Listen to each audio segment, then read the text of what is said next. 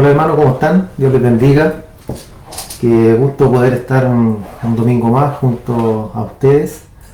Damos gracias a Dios, ¿cierto? Porque nos permite estar un día más reunidos, como siempre lo digo por este medio. Damos gracias al Señor porque nos ha guardado, hermano. Hemos estado con bien, hemos estado con vida, con salud. Y todo, ¿cierto? Para la gloria de nuestro Señor. Damos gracias al Padre porque nos permite escuchar su palabra, porque nos permite un día más, ¿cierto?, poder congregarnos por este medio. En la mañana escuchábamos, ¿cierto?, al hermano José con un servicio de alabanza. Y ahora, ¿cierto?, vamos a hablar de la palabra del Señor, de lo que estamos viendo sobre los últimos tiempos. El domingo pasado, ¿cierto?, nuestro hermano José estaba hablando sobre la reconstrucción del templo en Jerusalén.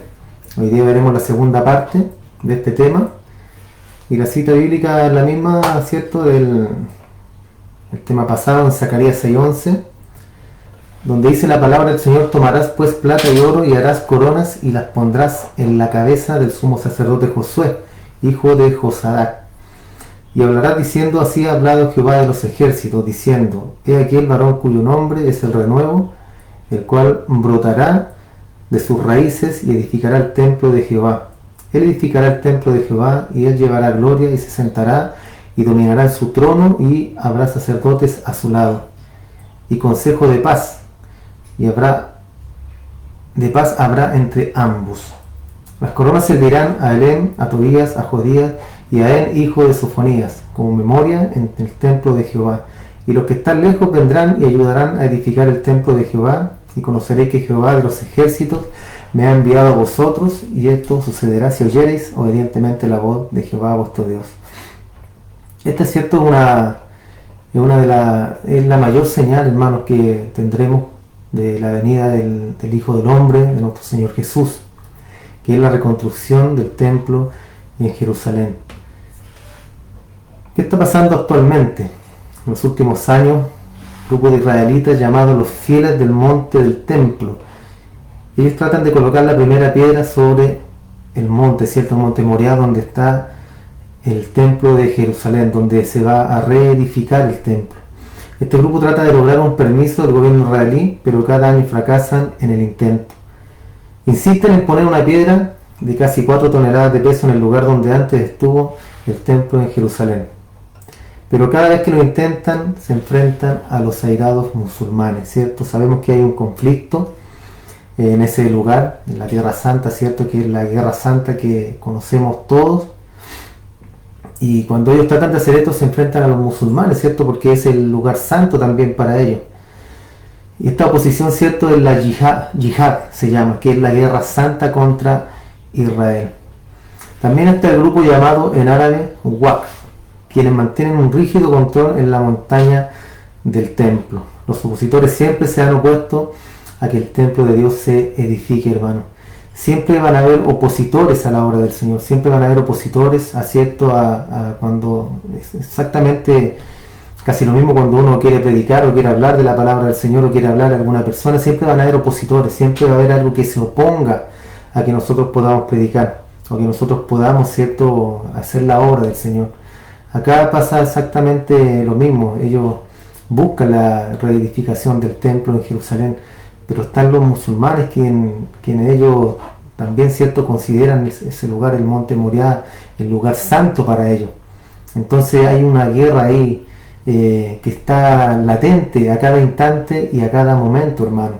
Es como una bomba de tiempo que está a punto de estallar, hermano, pero sabemos que los tiempos son del Señor, sabemos que los tiempos son del Padre, y llegará un día, ¿cierto?, donde el templo se tendrá que reedificar y ocurrirá una guerra entre estos pueblos, estas naciones, ¿cierto? Se dice que el anticristo será el que traerá la paz, ¿cierto?, y la seguridad, entre comillas, y habrá paz en Jerusalén y habrá paz, ¿cierto?, entre el pueblo de Israel y los musulmanes. ¿Cómo será eso? No lo sabemos, hermano, no lo sabemos, pero si Él traerá paz y seguridad, ¿cierto?, también traerá paz y seguridad en la Tierra Santa. Debería cesar esta guerra, hermano, entre los musulmanes, ¿cierto? Y el pueblo de Israel. Desde el tiempo de Nehemías y Esdras, en los años 500 a.C., había opositores al templo, como lo hay ahora. Es el lugar más deseado y peleado por los árabes, ¿cierto? Y los israelitas. En Esdras 4:4 dice: pero el pueblo de la tierra intimidó al pueblo de Judá y los atemorizó para que no edificara. Sobornaron además contra ellos a los consejeros para frustrar sus propósitos. Todo el tiempo de Ciro, rey de Persia, y hasta el reinado de Darío, rey de Persia. Siempre ha estado la oposición ahí, hermano, entre medio. Dice: el pueblo de la tierra intimidó al pueblo de Judá. Hay una intimida, ¿cierto? Al igual que ahora, ¿cierto? Hay un temor porque se desata una guerra, hermano. Todos los días, bien lo sabemos, ¿cierto? Que Israel es bombardeado por los árabes. Lanzan bombas, ¿cierto? Conocemos el domo, la cúpula, ¿cierto? De hierro de Israel, donde ellos tienen un sistema antimisiles que detectan misiles, lo destruyen el aire, no alcanzan a caer en tierra. Entonces es un peligro constante que viven ellos, es una guerra constante, hermano, todos los días, en oposición al pueblo santo de Israel. Los creyentes cristianos se preguntarán: ¿cómo se podrá construir el templo del que habla la profecía bíblica si en ese mismo lugar hoy está situada la mezquita musulmana, ¿cierto? Son varias interrogantes, varias preguntas que tenemos para este tema de la reconstrucción del templo. Hacer tal cosa traería conflicto, traería guerra, traería un derramamiento, hermanos, de sangre entre los árabes y los israelitas. Sería una gran desgracia, ¿cierto?, esa guerra. Dios está haciendo cambios obligatorios. Según un reporte por el vocero de la autoridad palestina, Ahmed Abul Rahman, ha aparecido una grieta en la mezquita que está sobre este monte que amenaza con derrumbar la misma. Muchos hablan, hermano, de que son los mismos israelitas los que están haciendo túneles por debajo de esta mezquita para poder derribarla, para poder botarla, para que todo esto se derrumbe. Esta mezquita ha sido destruida por terremotos 7 veces, hermano, desde que fue destruida en el sexto siglo, y se teme que pudiera ser derrumbada otra vez si es que hubiera otro temblor. Y cierto, le echan la culpa a los ciertos grupos israelíes que están cavando por debajo de esta mezquita para que sea derribada, para que cualquier movimiento telúrico, cierto, un terremoto, un temblor, esta pueda caer. Pero aunque haya, hermano, oposición de parte del enemigo, de parte del mundo, de las gentes del mundo, la casa de Dios debe ser reedificada nuevamente.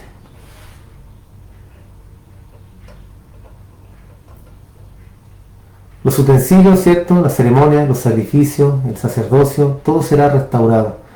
La casa de Dios fue saqueada en los tiempos de Nabucodonosor, ¿cierto?, y fue llevado todo, ¿cierto? Se llevó absolutamente todos los utensilios que eran utensilios santos, ¿cierto?, para las ceremonias del templo.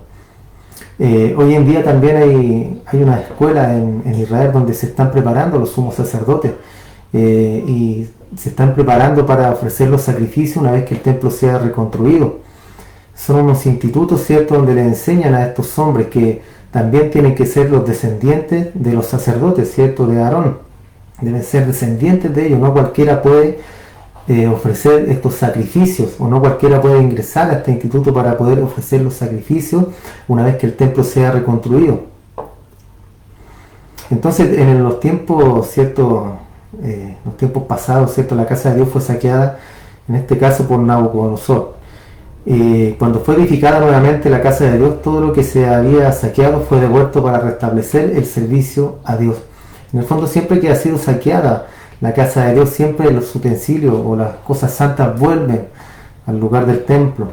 En Esdras 5:14 dice: también los utensilios de oro y de plata de la casa de Dios que Nabucodonosor había sacado del templo que estaba en Jerusalén y los había llevado al templo de Babilonia. El rey Ciro los sacó del templo de Babilonia y fueron entregados a Sesbazar, a quien había puesto por gobernador. Y le dijo: toma tus utensilios, ve y llévalos al templo que está en Jerusalén, y sea reedificada la casa de Dios en su lugar.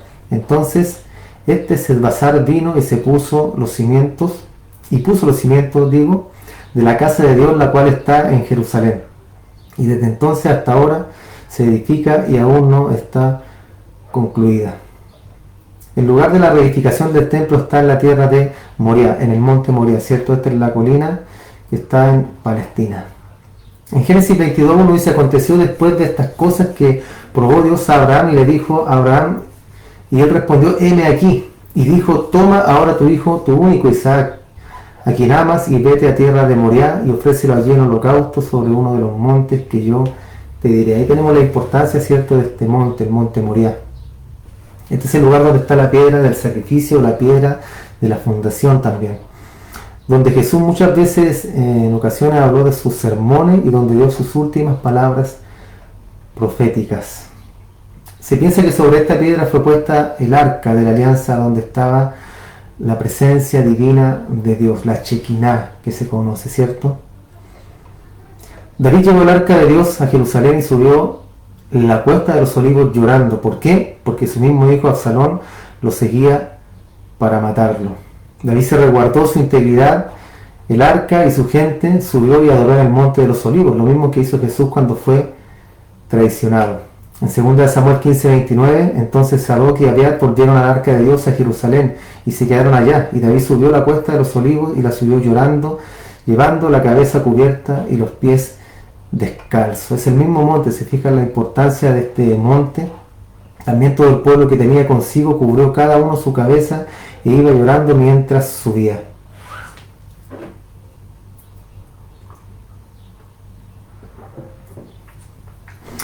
Hay un hombre llamado Rabino Chaim Richman que dice que el arca original todavía existe y que puede estar en una habitación secreta situada bajo la montaña del templo, donde era el lugar santísimo. ¿Será cierto esto? No lo sabemos, hermano, tampoco lo sabemos. Cuando se logre el acceso a una vez recuperado el lugar del monte, entonces se dará a la búsqueda del arca del pacto, que, como bien decimos, cierto, puede estar enterrada debajo de esta montaña, de este monte, el arca del testimonio, del pacto, cierto, de la alianza de Dios con el hombre.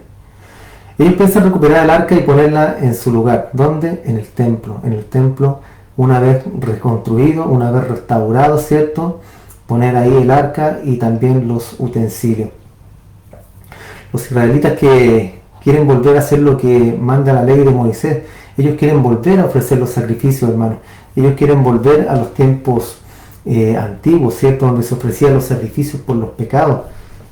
Bien sabemos que ellos tampoco reconocen a Jesús como el Mesías, porque si fuera así, no estarían buscando reconstruir el templo, ¿cierto?, y volver a los sacrificios, volver a rociar la sangre, ¿cierto?, de los becerros, de todos los sacrificios que se ofrecían por los pecados, ¿cierto?, del hombre, que ofrecía el sumo sacerdote, en primer lugar por los pecados de él y después por los pecados del pueblo.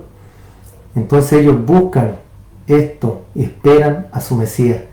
También se dice que cuando el anticristo haga su aparición, se sentará en el templo de Dios, ¿cierto? Como habla, también se habla de la abominación desoladora. Entonces muchos piensan también, hermanos, muchos entendidos dicen que cuando el anticristo haga su aparición, se sentará en el templo de Dios. Y bien dice la escritura, que la hemos citado muchas veces, que se sentará en el templo de Dios y hablará como Dios. Dicen que los israelitas lo adorarán a lo mejor a él como el Mesías, ¿cierto?, como el Salvador que él es, pero gobernará 3 años y medio trayendo paz y seguridad a la tierra y después mostrará su verdadera identidad. ¿Qué pasará en ese entonces, hermano? ¿Qué pasará cuando este anticristo, cuando este mismo diablo, ¿cierto?, encarnado, comienza a gobernar la tierra, comienza a gobernar este mundo, hermano? Entonces piensan recuperar el arca de los israelitas, hermano, y ponerlo en el lugar del templo. Quieren volver a hacer lo que manda la ley de Moisés. Si el acceso al lugar del templo se permite, muchos servicios suspendidos por la destrucción del templo se van a restablecer. Ha sido discutida la posibilidad de que todo esto requerirá la reconstrucción del templo para poder llevar a cabo estas acciones de devoción.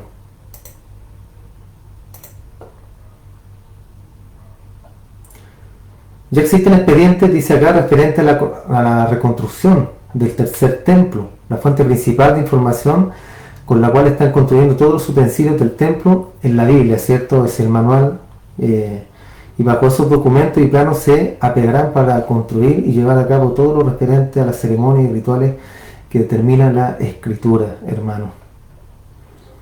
Pero debe adicionarse el uso de la tecnología actual, como la electricidad, ¿cierto? Y otras mejoras modernas en la reconstrucción del templo.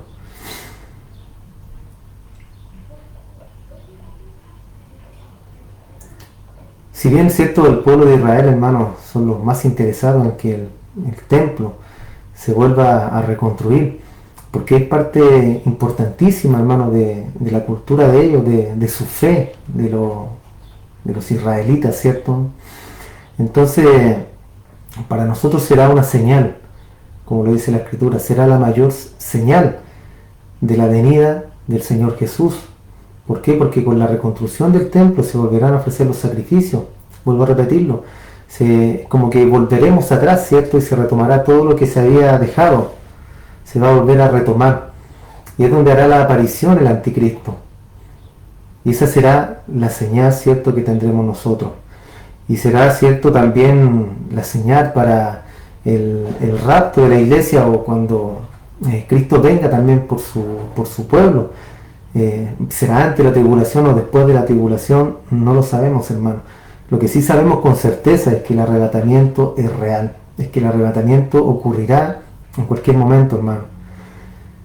Iremos a la presencia del Señor en el arrebatamiento, o iremos a la presencia del Señor antes del arrebatamiento, hermano, porque no tenemos nuestra vida comprada, y en cualquier momento Dios puede tomar nuestra vida e irnos al cielo, hermano, ir a la presencia del Señor. Por eso siempre debemos estar a cuenta. Nosotros estamos viendo estos temas y son solamente para que nosotros podamos dimensionar, ¿cierto?, que ya estamos en los últimos tiempos. Todo esto para que nosotros podamos comprender de que ya los tiempos son los finales, hermano. Son los tiempos finales, y que ya debemos estar cada día más aferrados al Señor, cada día más aferrados a Dios, hermano. Todo lo que vemos nosotros, podamos ver en estos temas, ¿cierto?, sobre los últimos tiempos, es solamente para que nos demos cuenta y para que veamos algunas de las señales que el mismo Jesús nos dio, ¿cierto?, y nos dejó en las Escrituras, que nuestro Dios Padre nos dejó ese libro santo para que podamos nosotros entender y comprender los últimos tiempos. No a grandes rasgos, ¿cierto?, pero hay señales, hay cosas que muestran, ¿cierto?, que los tiempos están por llegar a su fin. El tiempo está por llegar al fin, hermano. Iremos a la presencia del Señor y tendremos un descanso eterno, o, ¿cierto?, una condenación eterna para los que no han creído en el Evangelio Santo de nuestro Señor Jesús.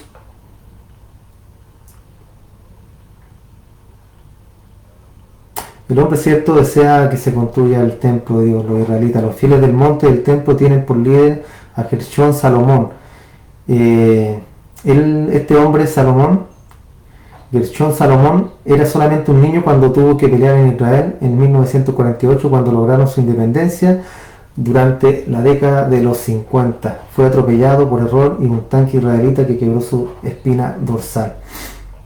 Él aprendió a caminar y más tarde a luchar con muletas. Fue sobre unas muletas cuando Gershón Salomón peleó en la guerra de los 6 días en 1967, donde hubo mucha sangre derramada también, hermano.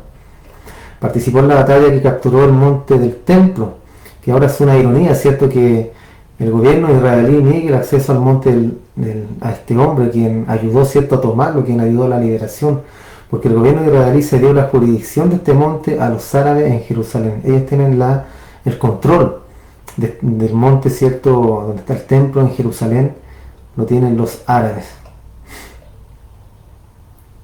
Este hombre dice que es el hombre escogido por Dios para reconstruir el templo. Dice que según las profecías del Antiguo Testamento existen 3 condiciones para que el Mesías venga a Israel.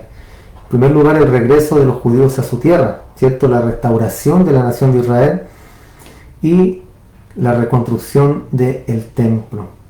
Estas 3 cosas, ¿cierto?, el regreso de los judíos a su tierra, la reconstrucción de la nación de Israel, que ya estos 2 acontecimientos ya ocurrieron, y la construcción del templo, que es lo que está por venir, que es lo que está próximo a suceder, ¿cierto?, en estos últimos tiempos. Los fieles del monte los fieles del monte del templo creen que esta es la generación de judíos que verá la venida del Mesías, y nosotros como cristianos también lo creemos, ¿cierto? ¿Que vendrá el Mesías? Sí, vendrá el Mesías. ¿Quién es el Mesías? Nuestro Señor Jesús. Él es el Mesías, que ya vino, ¿cierto?, y regresará.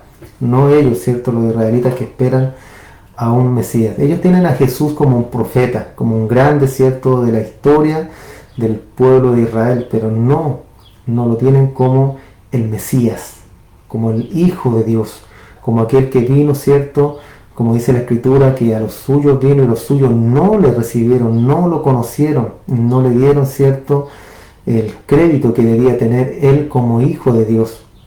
Lo rechazaron y hasta el día de hoy, ¿cierto?, esperan la venida del Hijo de Dios. Ya se hacen los preparativos para el templo. Desde 1987 un grupo compuesto por rabinos, investigadores, dibujantes, obreros, también bajo la dirección del rabino Israel Ariel, ha creado el distrito judío en Jerusalén, lo que han definido como la espera del templo. Hay muchos hombres, hermanos, interesados en esto, sobre todo, ¿cierto?, los hombres, los rabinos, los grandes eruditos de Israel, que esperan la reconstrucción de este templo. Sus esfuerzos han producido una visualización informatizada para el tercer templo y los diversos artículos para la restauración de los servicios del templo también. Esta organización ha estado sobre la búsqueda del tercer templo hace mucho tiempo. Ya están llevando a cabo, ¿cierto?, la designación de los atavíos de los encargados, de los que eran los sacerdotes y levitas en el templo, como todos sus atavíos, las especias para el incienso, los elementos necesarios para las ofrendas, para los sacrificios también, y junto con los instrumentos también musicales, como las trompetas de plata y los instrumentos de cuerda. Ellos están preparando todo esto, hermano, todo esto porque una vez que se reedifique este templo, van a volver a los sacrificios, van a volver, ¿cierto?, a lo que era en el antiguo pacto, a ofrecer los sacrificios por los pecados, ¿cierto?, a ofrecer culto a Dios. Pero nosotros bien sabemos como cristianos, hermanos, que todo esto ya aconteció, todo esto ya cesó, y el único sacrificio, ¿cierto?, como lo dice el libro de Hebreos, que Dios nos exige hoy en día a nosotros, a los que hemos creído, es un sacrificio de alabanza. No habla de ningún otro sacrificio en la Escritura, solamente habla de creer, ¿cierto?, de creer en el Hijo de Dios, de vivir en santidad, de vivir en la palabra del Señor. Eso es lo que habla, ¿cierto?, la Escritura, después de que nuestro Señor Jesús vino a esta tierra, murió por nosotros, murió por sus elegidos, murió por sus escogidos, y, ¿cierto?, después ascendió a los cielos y hoy está a la diestra de Dios Padre. ¿Y qué es lo que nos pide Él, ¿cierto? Hacer justicia, amar misericordia y ser humilde. Amor, hermano, eso es lo que, el mismo amor que puso Él por nosotros, amor sacrificial que nosotros tengamos por los demás, por nuestra iglesia, por nuestro prójimo, en primer lugar, por nuestro esposo, hijo, nuestra esposa, nuestros hijos, y también por nuestra familia. Es el amor, ¿cierto?, lo que cubre multitud de pecados. Entonces, hermano, ellos, si bien están en su religión, ellos están, ¿cierto?, esperando la venida de su Mesías. Nosotros ya la vivimos, nosotros ya hemos creído en ese Mesías, el único fiel, el único verdadero, que es nuestro Señor Jesús. Él es el Mesías, Él es el Señor de señores, Él en el que hemos creído nosotros, el que un día vendrá, pero vendrá por su pueblo, vendrá por su iglesia, y eso es lo que estamos esperando nosotros el día de hoy, que Él venga por nosotros. Vivimos unos tiempos difíciles, vivimos tiempos, ¿cierto?, hoy en día tiempos de pandemia, de enfermedad, ¿cierto?, pero a los que amamos al Señor todas las cosas nos ayudan a bien, sea lo que sea enfermedad, sea esta pandemia, sea la crisis económica que vendrá ahora post pandemia, hermano. Debemos estar aferrados al Señor y que todo está en control de Él, hermano, todo está en control de Él. Insisto, vemos estos temas porque debemos saber los tiempos, debemos conocer los tiempos, debemos saber que cuando escuchemos en las noticias que se reedificará el templo de Israel, tener un conocimiento de qué es lo que va a acontecer y qué significa que se reconstruya el templo. Entonces, hermano, todo esto que vemos ahora, si bien son temas secundarios, pero no menos importantes, porque lo importante, ¿cierto?, sabemos muy bien que es permanecer en la vid verdadera. Nosotros somos los pámpanos, ¿cierto?, y la vid es nuestro Señor Jesús.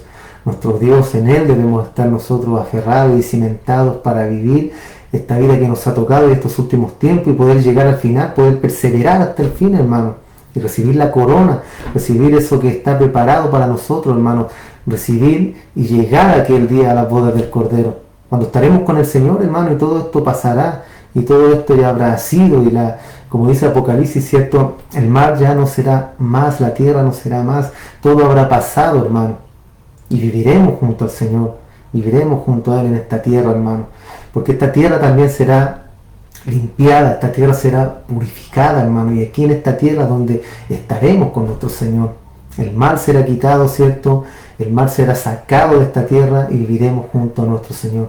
Esa es la promesa que nos tiene Dios a los que hemos creído en Él. Estos hombres, cierto, esperan a su Mesías, la preparación del templo, cierto, la preparación de sus sacerdotes, la preparación de los instrumentos, la preparación de todos los instrumentos, cierto, para ofrecer los sacrificios. Ellos lo están preparando. Pero esta será la gran señal, hermano, cuando vendrá el anticristo, e insisto, hermano, se sentará en el templo que ellos mismos están reedificando. Y habrá gran confusión, hermano, gran confusión en todo esto. El templo que los fieles desean construir será escenario del engaño, del hombre conocido en la Biblia como el anticristo. Este anticristo hará la paz entre los israelitas y los árabes, los unirá y los engañará. Engañador, ¿cierto? ¿Quién es el padre de mentira que retrata la Escritura? El diablo, ¿cierto?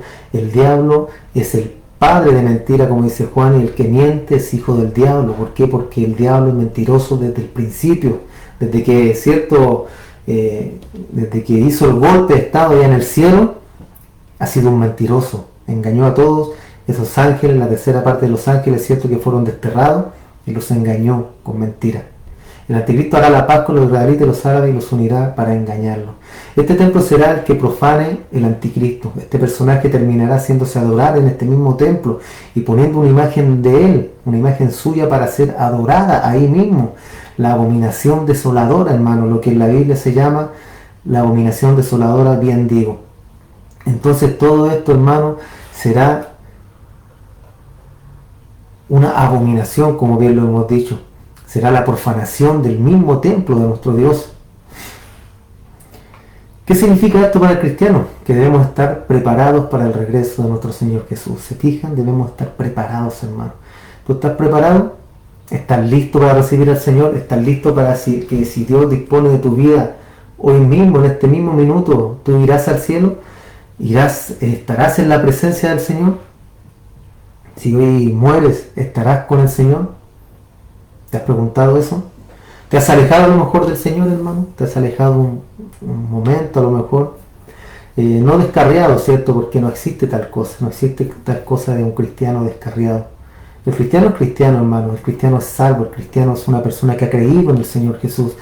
Es una persona que ha sido transformada. Una persona que a lo mejor puede enfriarse un poco, pero Dios siempre estará ahí para volverlo al camino, para volverlo, ¿cierto? A que tome sus fuerzas, a que tome ese fuego, ¿cierto? Como decía Pablo a Timoteo, aviva el don de Dios que está en ti, avívalo. A veces las circunstancias, hermano, a veces las cosas de la vida, circunstancias de la vida, el trabajo, a veces el pololeo también en la juventud, nos alejan del Señor. Cosas en secundaria, ¿cierto? A lo mejor hobby, pasatiempo, cosas que nos alejan del Señor, de lo que realmente importa, hermano. Y nos empezamos a alejar poco a poco, hermano. El diablo nunca es más diablo, hermano, sino cuando se viste de ángel de seda, cuando disfraza las cosas, ¿cierto? Y cuando decimos, esto no es tan malo, esto no creo que me aleje del Señor, esto no creo que esté tan mal. Y comenzamos con cosas, ¿cierto?, ambiguas y no con cosas reales como la Biblia que nos enseña, ¿cierto?, y nos dice verdades absolutas. Entonces nos podemos alejar a lo mejor un momento con cosas secundarias en nuestra vida, a lo mejor nos enfriamos y poco a poco nos deslizamos, como también habla el libro de Hebreos, nos deslizamos poco a poco, como cuando está un bote, ¿cierto?, en el puerto, ahí en un muelle, ¿cierto?, y desatamos ese bote y el oleaje poco a poco empieza a llevarse el bote poco a poco, y nos damos cuenta cuando el bote ya está en alta mar. Eso pasa muchas veces con nosotros, hermano, cuando le tomamos mucha importancia a las cosas secundarias. Nos comenzamos a alejar poco a poco y no nos damos cuenta, hermano. No nos damos cuenta. Pero, hermano, siempre está la mano de Dios ahí. Siempre está el ojo de Dios ahí mirando. Y siempre Dios tendrá la cuerda atada a su mano. Aunque el barco, cierto, se haya soltado, Dios tiene la cuerda afirmada de ese barco, de ese bote, como quiera llamarlo, y Él lo atraerá nuevamente al Señor, a Él mismo. Él lo atraerá nuevamente, porque te vas a deslizar a lo mejor por X cosas de la vida o por ciertas distracciones, como lo acabamos de decir, pero Dios siempre tomará los medios para atraerte de vuelta. Y no será como, tú no te puedes alejar por mucho tiempo, hermano. Por eso insisto que no existe tal cosa como un cristiano descarriado, como un cristiano que fue cristiano, entre comillas, ¿cierto? Y se alejó del Señor y volvió al mundo y volvió exactamente la vida que llevaba antes y después vuelve otra vez a ser cristiano. Eso no existe, hermano. El cristiano es cristiano ahora y siempre. Siempre. ¿Por qué? Porque Dios nos entrega una salvación eterna. Dios nos salva para siempre, hermano. Te puedes alejar, pero no volver a tu vida anterior. Te puedes alejar, pero no volver a lo que eras antes. Y si te alejas, ¿cierto? Dios te traerá de vuelta. Y ahí es donde debes tú tener agradecimiento y gratitud con el Señor y no ponerte a cuestionar tu salvación. ¿Por qué? Porque si Dios toma los medios para traerte de vuelta y para dejar que no te vayas otra vez, es porque eres un elegido, porque eres un salvo, hermano. ¿Por qué? Porque Él no dejará que ninguno de sus hijos se pierda, hermano. Y el que comenzó la buena obra en ti, Él la terminará. Eso dice la Escritura, hermano, no lo digo yo.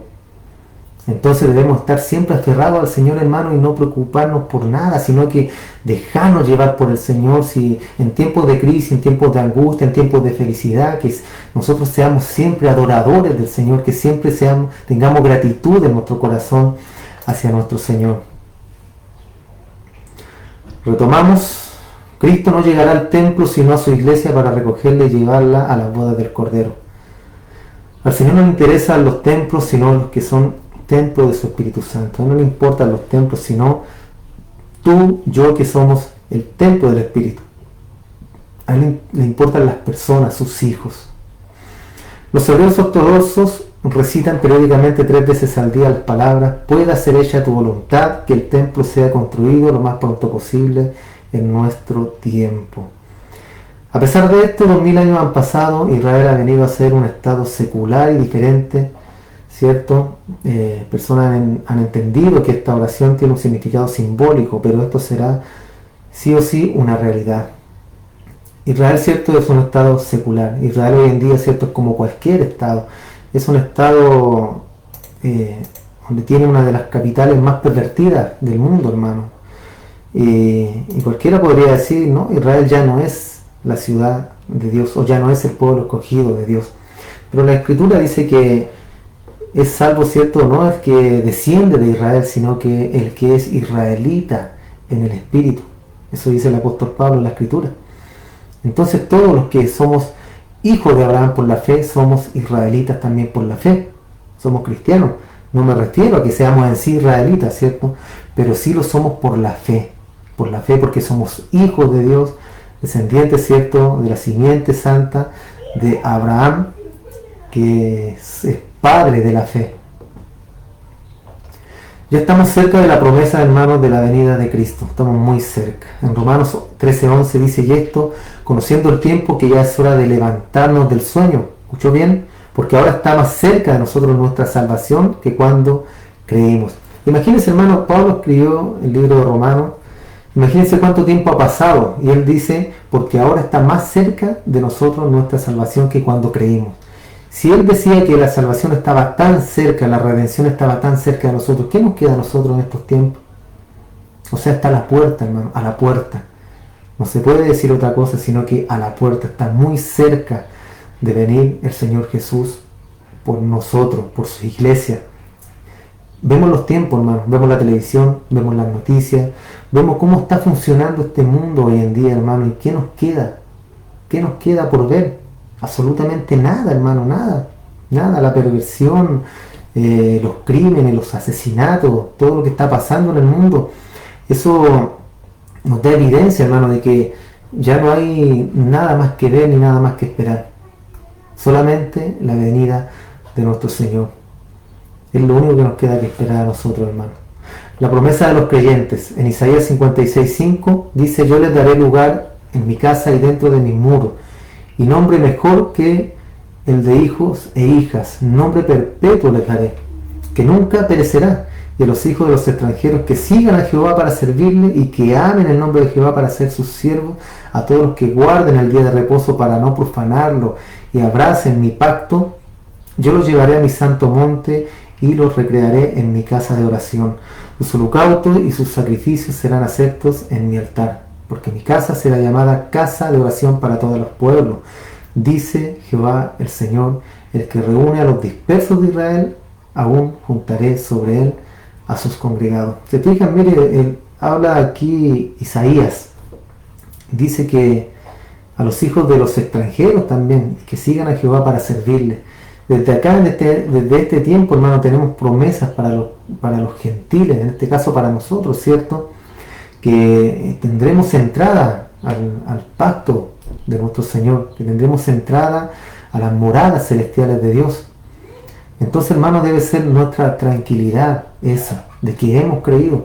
Debe ser tu tranquilidad de que un día creíste, hermano. Debe ser tu tranquilidad de que un día Dios te llamó, un día Dios te tomó, te transformó y puso la fe en ti, hermano. No es que tú hayas creído, no es que tú hayas buscado a Dios, porque según la Escritura en Romanos nos dice que nadie busca a Dios, que somos todos malos, que somos sepulcro abierto en nuestra garganta, que nuestra lengua está llena de veneno de víboras, hermano. Entonces, si la Biblia nos retrata así, hermano, fue el mismo Dios quien nos tomó, quien nos eligió, quien nos salvó. Y esa debe ser tu tranquilidad, hermano. Tú jamás debes de dudar de tu salvación, jamás debes de dudar de que Dios te ha tomado a ti, porque de lo contrario, tú habrías escuchado el mensaje, ¿cierto? Habrías escuchado esa vez que Dios habló a tu vida, y si tú no hubieras sido un elegido, hermano, hubieras dejado pasar esa palabra, hubieras solamente escuchado, hubieras dicho, sí, muy interesante, pero no me importa. ¿Pero qué hiciste? Dios puso en ti el querer, el hacer, el creer. Dios puso la fe en ti, hermano. Y hoy eres salvo, hoy eres un hijo de Dios. Cuando los apóstoles llegaron a esa isla con Pablo, ¿cierto? Esa mujer Lidia fue la única que Dios puso la fe en ella para creer. ¿Qué pasó con las demás mujeres? ¿Por qué Dios no tocó el corazón de ellas? Sino que solamente de Lidia, y ella creyó al Señor. Fue puesta en ella la fe. Asimismo fue puesta la fe en ti, hermano. De todas esas personas que han escuchado el Evangelio, tú fuiste el elegido. Y tú estás hoy día en los caminos del Señor, porque a Él le plació, porque Él te eligió, porque Él puso la fe en ti, hermano. Entonces debes estar tranquilo, confiado, siguiendo tu camino, perseverando hasta el final, hermano, porque nadie, absolutamente nadie te puede arrebatar de la mano del Padre. Jesús, cuando oró por sus apóstoles, le dijo, te pido que los guarde este mundo. No te pido por el mundo, le dijo, te pido por estos, los que tú me has dado, le dijo. Para que ninguno se pierda, le dijo, y ninguno se ha perdido porque los has guardado. Porque yo los he guardado, le dijo, en tu nombre.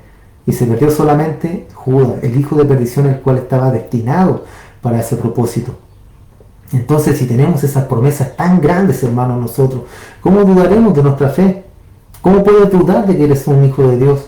Si perseveras, si sigues adelante, si necesitas a Dios en tu corazón, aunque a veces, cierto, como lo acabamos de ver, hay veces donde te sientes desanimado, te sientes frustrado, a lo mejor, cierto, por cosas, embates, problemas de la vida, pero eso no significa de que no eres un elegido, no significa de que Dios no está contigo. Tendremos momentos de debilidades, siempre los vamos a tener, hermano, pero tienes que tener en cuenta de que la salvación es eterna, de que Dios ya te ha elegido y que tú estás en los planes del Señor.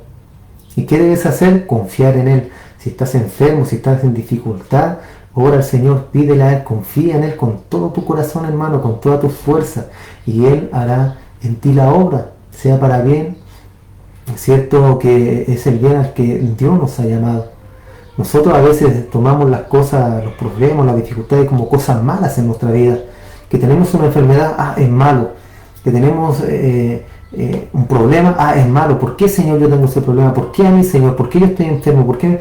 Pero esa no es la manera de reaccionar a las cosas de la vida, hermano. Todo lo que Dios nos envía a nuestra vida, sea enfermedad, sea problema, lo que sea, hermano, es bueno. Todo lo que Dios envía a nuestra vida es bueno.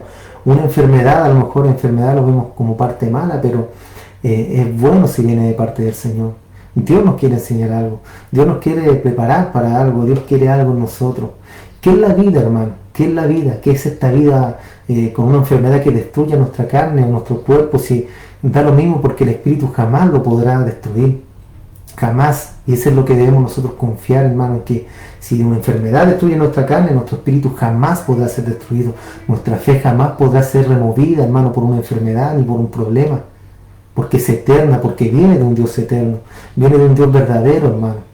Así que te invito a que sigamos adelante, hermano, a que sigamos confiando en el Señor, a que estos tiempos de pandemia, cierto, que estamos encerrados, muchos de nosotros en casa, cierto, otros saliendo a trabajar de todas formas, pero que podamos sobrellevar todo esto, hermano, que podamos vivir, cierto, nuestra vida cristiana con gozo, con alegría. ¿Por qué? Porque todo lo que Dios hace es bueno en sí mismo, hermano. Porque viene de un Dios bueno, hermano. Viene de un Dios bueno, viene de un Dios santo, de un Dios verdadero. Así que ánimo, hermano, los invito a seguir adelante, a que sigamos reuniéndonos, ¿cierto?, a través de la pantalla de la cámara, a que sigamos confiando plenamente en el Señor y eso, pues, hermano, terminamos este tema, ¿cierto? Vamos a continuar el próximo domingo. Los invito a que sigamos, continuemos en esto, ¿cierto?, congregándonos por este medio, a que no dejes de lado, ¿cierto?, el poder estar aquí en vivo, ¿cierto?, en un live, sino que sigamos adelante, continuemos, no dejemos para después, no digan, no, después lo veo, queda grabado en el Facebook, después que tengo cosas que hacer. Estamos dejando de lado al Señor, hermano. No es que yo quiero que me escuchen, hermano, no es que yo quiera que me vean, no. Necesitas la predicación, necesitas la palabra del Señor, necesitas el consejo del Señor, y qué mejor que ahora. Este es el tiempo, es como si fuéramos a la iglesia, hermano. Cierto, el tiempo está reservado, es el tiempo para el Señor, para congregarnos, aunque no físicamente no nos podemos ver, pero sabemos que estamos todos conectados y que están nuestros hermanos en casa, ¿cierto? Y estamos en un mismo sentir, viendo y escuchando esto. Así que Dios les bendiga, hermano. Sigamos adelante, perseveremos hasta el final, porque nuestra redención, hermano, está cerca, está mucho más cerca de lo que tú crees. Dios te bendiga, te mando un abrazo y nos vemos el próximo domingo. Chao, chao.